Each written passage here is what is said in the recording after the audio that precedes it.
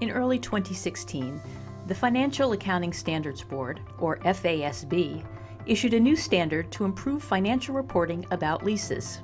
Leasing is an important activity in business. Many companies and other organizations lease assets, such as real estate, airplanes, trucks, ships, and construction and manufacturing equipment. The new standard attempts to convey in a neutral and balanced way the true economic position that an entity enters into when it obtains access to capital in the form of a lease, that is, representing on-balance sheet liabilities that a company incurs. The problem with current GAAP in terms of lease accounting is relatively simple. It's the unrepresented obligation on the balance sheet representing the right to assets and the obligation to pay for that right. In 2006, the FASB and the IASB began a joint project to take a look at improvements to both U.S. GAAP and IFRS as it relates to leasing. The goal of those projects was to both improve and converge the existing set of standards to reflect lease obligations on a company's balance sheet. The leasing project being added to our agenda was also consistent with identified problems in an SEC study in 2005 on off-balance sheet financing. In that study, the SEC identified leasing as the largest off-balance sheet financing transaction with $1.25 trillion of liabilities in leasing off-balance sheet at that time period.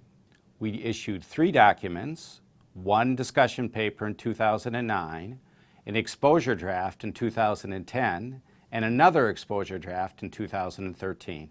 We did extensive outreach on all 3 proposals. The board's extensive outreach as part of the Leases project included more than 1,700 comment letters, 200 meetings with preparers and users, including private companies and not-for-profit organizations, 500 meetings with financial statement users, 15 public roundtables with diverse stakeholder groups, 15 preparer workshops, and 14 fieldwork meetings with preparers from various industries.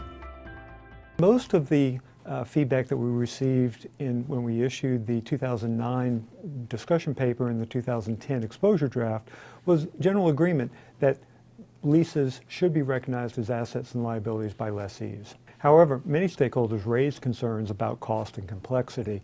And so what we tried to do in the redeliberation process is address those concerns. The result of that redeliberation was the 2013 exposure draft.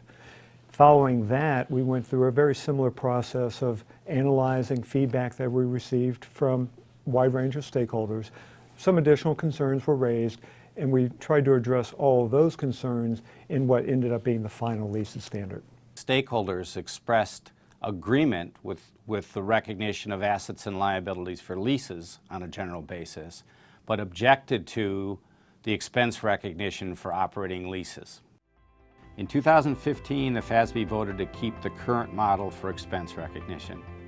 That is interest expense and amortization expense for capital, soon to be called finance leases, and straight-line rental expense for operating leases. Users asked us for additional disclosure of aspects of accounting that is unique to lessors, particularly risks that are unique to a lessor, including the residual risk that a lessor has in the underlying asset. In response to those concerns, we've added disclosure to enhance a user's ability to understand those unique risks. Additionally, we made improvements to the lessor model by making the lessor model more consistent with the recently issued revenue recognition guidance. During outreach with investors and creditors, we learned that many investors were already making adjustments both to the balance sheet and to the income statement. In terms of the balance sheet, they were already putting assets and liabilities on the balance sheet. And in terms of the income statement, some were actually computing interest on the liability related to leases. So we think, given those adjustments, we think much of the concerns that have been expressed about the economic impact are unfounded. This will not be a surprise to investors. It's frankly just aligning the accounting with the economics as viewed by the users today. In addition to aligning the accounting with the economics of leases, the real improvement here is that we're replacing I'm going to call it a rough estimate of the assets and liabilities, taking 6 times lease obligations and putting that up on the balance sheet. The real improvement here is that it's going to be a more refined measure of the contractual obligations underlying the leases, And that measure will be more precise in terms of changes in business models, changing in leasing strategies, and that will in turn give investors better information.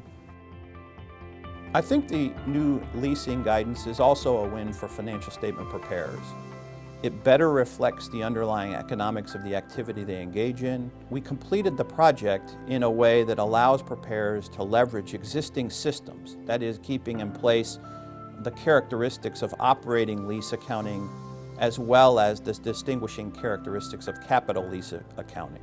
For more information about the leases ASU, visit fasb.org.